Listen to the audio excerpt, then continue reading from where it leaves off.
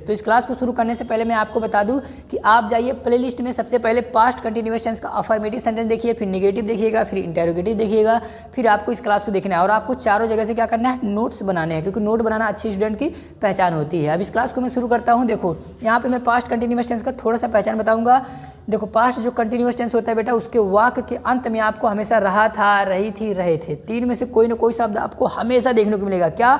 रहा था, रही थी और रहे थे। तो जिस वाक्य के अंत में रहा था, रही थी और रहे थे आ जाए, वह कौन सा टेंस होगा? पास्ट कंटिन्यूअस टेंस होगा। ठीक है, और अच्छे से आपको पहचान और कॉन्सेप्ट समझना है तो आप जाइए अफर्मेटिव क्लास देखेंगे, तो वहाँ से आपको पहचान और कॉन्सेप्ट दोनों के दोनों क्लियर हो जाएंगे। ठीक है, इस क्लास में मैं आपको सिखाऊंगा इंटेरोगेटिव और निगेटिव, मतलब जिसमें सवाल भी पूछा गया होगा और नकारात्मक शब्दों का भी प्रयोग करते हैं, उसी को कहते हैं इंटेरोगेटिव और निगेटिव। मतलब जिसमें सवाल भी पूछे और नहीं शब्द का भी प्रयोग कर दे, उसी सेंटेंस को कहते हैं इंटेरोगेटिव और निगेटिव सेंटेंस। ठीक है, उसका ट्रांसलेट कैसे करेंगे सर? देखो एक यस एंड नो टाइप का जब सवाल होता है, यस एंड नो टाइप मतलब एक ऐसा सवाल जिस सवाल का जवाब हम हिंदी में हाँ या ना बोल के दे दे और इंग्लिश में यस या नो बोल के दे दे, उसी को कहते हैं यस या नो टाइप कहते हैं। और उसका जो इंग्लिश लिखेंगे हम सबसे पहले हेल्पिंग ऑफ लिखते हैं, तो वाज या वर पहले लिखेंगे, उसके बाद सब्जेक्ट लिखेंगे, फिर नॉट, फिर मेन में आईएनजी लगाएंगे, ऑब्जेक्ट और लास्ट में क्वेश्चन मार्क लगा देंगे। और जिसमें डब्ल्यू वर्ड होगा, डब्ल्यू वर्ड का मतलब क्या होता है? जिसमें हम व्हाट, व्हेन, वेयर, हाउ, हुम, हु इन सभी शब्दों का प्रयोग करते हैं, तो इन्हीं को कहते हैं WH वर्ड कहते हैं। और इनका जो WH वर्ड जिस वाक्य में आते हैं, तो सबसे पहले हम इन्हीं का इंग्लिश पहले लिखते हैं, क्योंकि ये डॉन होते हैं और डॉन हमेशा कहाँ रहता है? आगे खड़ा होता है, तो डॉन को पहले लिखते हैं। तो WH वर्ड जो होते हैं ये डॉन होते हैं, डॉन हमेशा कहाँ रहते हैं? आगे रहते हैं। तो WH वर्ड ये डॉन है, इनको सबसे पहले लिखना है। उसके बाद आपको हेल्पिंग ऑफ लगाने हैं, हेल्पिंग ऑफ के बाद आपको सब्जेक्ट लगाना है, सब्जेक्ट के बाद नॉट लगाना है, नॉट के बाद मेन में आईएनजी लगाना है, ऑब्जेक्ट लिख देना है, लास्ट में क्वेश्चन मार्क लिख देना है। ठीक है, तो मैं थोड़ा सा साइड हो जाऊंगा सो that you can write the structure आप लिख लीजिए, पहले ये लिख लीजिए, दूसरा ये लिख लीजिए। ठीक है, अब मैं यहाँ 3 एग्जाम्पल लिखा हूँ, इसके बाद मैं आपको और एग्जाम्पल दिखाऊंगा। 3 एग्जाम्पल मैं इसलिए लिखा हूँ ताकि स्ट्रक्चर आप समझ पाएँ कि जो सेंटेंस का ट्रांसलेशन किया जा रहा है स्ट्रक्चर के अकॉर्डिंग ही किया जा रहा है, इसी के अनुसार किया जा रहा है। ठीक है, देखो पहला सेंटेंस क्या है? क्या वह तुम्हारे शादी में नहीं नाच रहा था? देखो इसमें सवाल भी पूछा गया है, क्या से सवाल पूछा गया और नई शब्द आया, तो जिसमें सवाल पूछा जाएगा और नई शब्द आते हैं उन्हीं को कहते हैं इंटेरोगेटिव एंड निगेटिव सेंटेंसेस कहते हैं। देखिए तो इसमें सवाल भी पूछा गया और नई शब्द भी आया है। देखो इसका ट्रांसलेशन कैसे किया जाएगा? पहले देखो क्या शब्द पहले आया है, तो मैंने बताया जो यस एंड नो टाइप के होते हैं इसमें क्या से ही सवाल पूछते हैं, सिर्फ एक शब्द से सवाल पूछते हैं। और एक क्या शब्द कहाँ रहता है? हमेशा वाक्य के शुरुआत में रहता है। देखो शुरू में है, तो जहाँ पे क्या शब्द शुरू में होगा और इस सवाल का जवाब तुम हाँ या ना बोल के दे पाओगे, तो उसका जो ट्रांसलेशन करना है आपको हेल्पिंग ऑफ का प्रयोग करके करना है। वहाँ पे क्या का इंग्लिश व्हाट का प्रयोग नहीं करना है आपको। ठीक है, देखो तो यहाँ पे देखो क्या के लिए हम व्हाट लगाएंगे? नहीं, व्हाट नहीं लगाएंगे बेटा, यहाँ वाज लिखेंगे। क्यों वाज लिखा? क्योंकि सब्जेक्ट हमारे क्या सिमिलर है। देखो तो was he not dancing in your wedding. देखो सबसे पहले क्या लिखना था? WH word, sorry helping of लिखना होता है, तो हेल्पिंग ऑफ मैंने लिख दिया। उसके बाद सब्जेक्ट लिखना होता है, तो सब्जेक्ट लिख दिया मैंने। उसके बाद नॉट लिखना होता है, तो नॉट लिखा मैंने।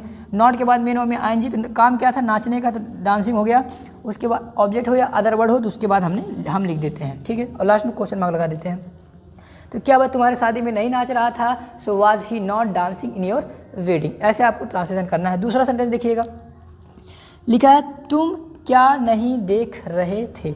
तुम क्या नहीं देख रहे थे? देखो यहाँ पर भी क्या शब्द आया है, इसी में बच्चे ज़्यादा कंफ्यूज होते हैं कि सर इसमें भी क्या है और यहाँ पर भी क्या है, लेकिन आप यहाँ इसके लिए व्हाट का प्रयोग किए, इसके लिए आपने व्हाट का प्रयोग नहीं किया। तो बेटा मैंने आपको अंतर बताया, डिफरेंसेस मैंने आपको बताया है ऑलरेडी कि देखो इसमें क्या शब्द कहाँ आया? वाक्य के पहले आया है, और इसमें क्या शब्द कहाँ आया है? वाक्य के बीच में, मतलब तुम के बाद आया है। और इस सवाल का जवाब तुम हाँ या ना बोल के दे सकते थे, लेकिन इस सवाल का जवाब तुम हाँ या ना बोल के नहीं दे पाओगे, इसलिए इसमें हम व्हाट का प्रयोग करते हैं। और इस सवाल का जवाब हाँ ना में दिया जा सकता था, इसलिए इसमें हमने हेल्पिंग ऑफ का प्रयोग किया। ठीक है, तो इसमें इंग्लिश देखो क्या होगा? What were you not watching? What were you not watching? तुम क्या नहीं देख रहे थे? What were you not watching. तीसरा सेंटेंस लिखा है कौन उसका देखभाल नहीं कर रहा था? कौन उसका देखभाल नहीं कर रहा था? तो कौन की इंग्लिश क्या होता है? Who was not taking care of him.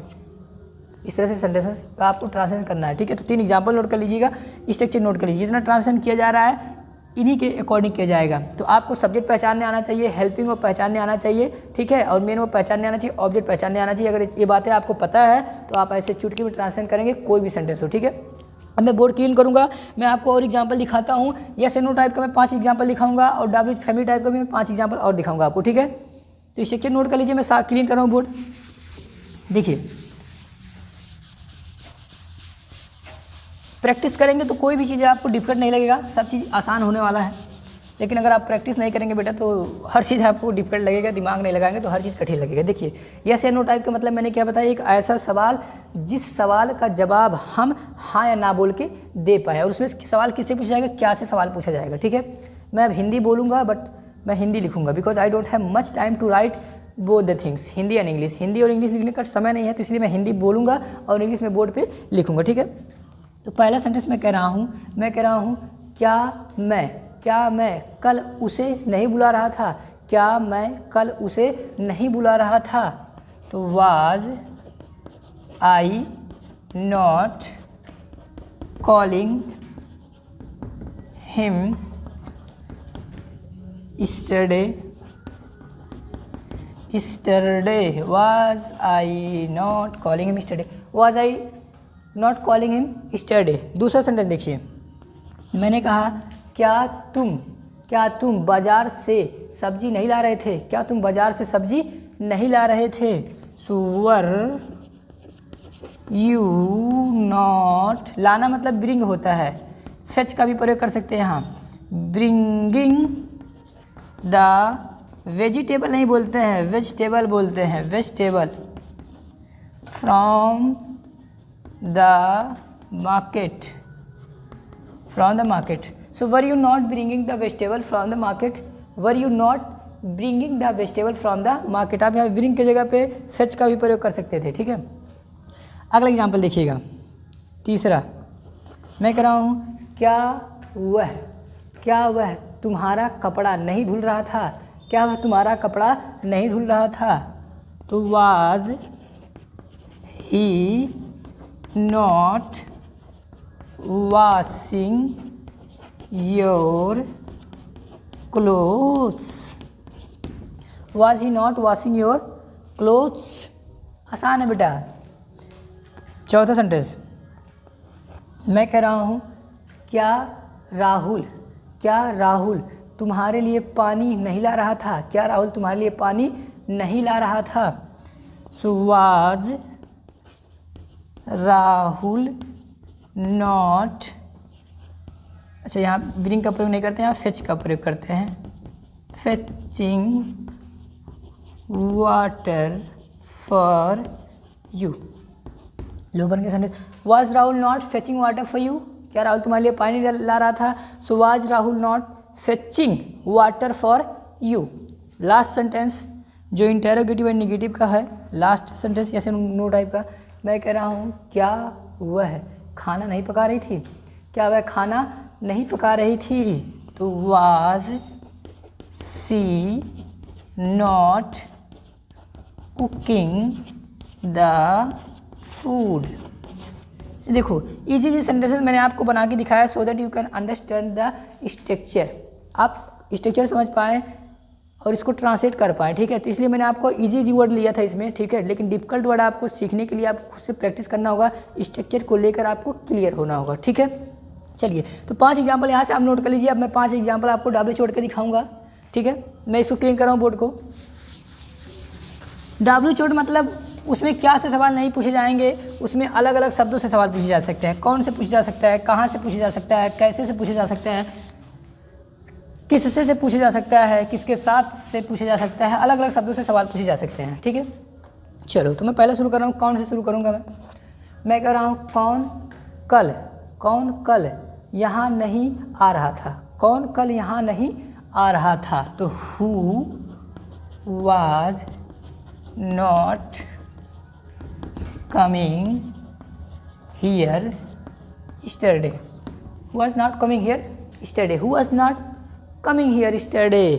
अगला सेंटेंस व्हाट का प्रयोग करते हैं। मैं कह रहा हूँ तुम क्या नहीं बेच रहे थे, तुम क्या नहीं बेच रहे थे। So what were you not selling, what were you not selling, तुम क्या नहीं बेच रहे थे, what were you not selling. अगला एग्जाम्पल मैं कह रहा हूँ वह तुमसे बात क्यों नहीं कर रही थी, वह तुमसे बात क्यों नहीं कर रही थी। So why was she not talking to you? Why was she not talking to you? वो तुमसे बात क्यों नहीं कर रही थी? क्यों नहीं? क्योंकि तुमने उसका बिस्कुट चुरा के खा लिया था, इसलिए तुमसे बात नहीं कर रही थी। तो चोरी मत करना, हाँ, मेरे स्टूडेंट हो, चोरी मत करना। चौथा सेंटेंस, हाउ का प्रयोग करते हैं। मैं कह रहा हूँ वह इसे कैसे पूरा नहीं कर रहा था, वह इसे कैसे पूरा नहीं कर रहा था, वह इसे कैसे पूरा नहीं कर रहा था। तो कैसे मतलब how was he not completing this? How was he not completing this? Next W छोड़ लेते हैं। व्हेन का प्रयोग करते हैं। व्हेन मतलब क्या होता है? कब। क्या होता है? कब। मैं कह रहा हूँ वे कब फुटबॉल नहीं खेल रहे थे, वे कब फुटबॉल नहीं खेल रहे थे। So when were they not playing the football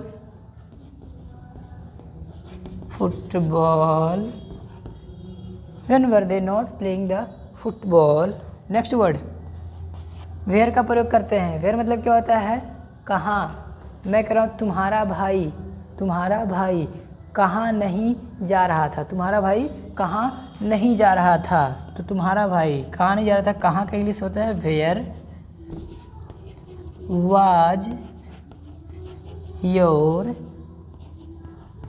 brother not going. अब कहोगे सर यहाँ आपने योर के साथ वाज क्यों लगा दिया? तो बेटा योर के साथ यहाँ सिंगुलर नाउन है, इसलिए मैंने यहाँ वाज का प्रयोग किया। तो योर के अनुसार कभी हेल्पिंग वर्ब नहीं लगता है, योर के बाद जो नाउन आता है इसके अनुसार वर्ब लगता है, ठीक है। अगर तुम्हारे भाई ये होते मतलब योर ब्रदर्स होता तो यहाँ वर आता, तो योर ब्रदर है इसलिए यहाँ पे मैंने वाज लिखा, ठीक है। तो मैंने 6 सेंटेंसेस आपको डब्ल्यू चेट का बना के दिखाया है और 5 सेंटेंसेस मैंने आपको यस या नो टाइप का दिखाया है। आई होप कि अब आपको पास्ट कंटिन्यूअस टेंस का इंटेरोगेटिव एंड नेगेटिव आपको अच्छे से क्लियर हो गया होगा। अब आप इसको प्रैक्टिस कर पाएंगे।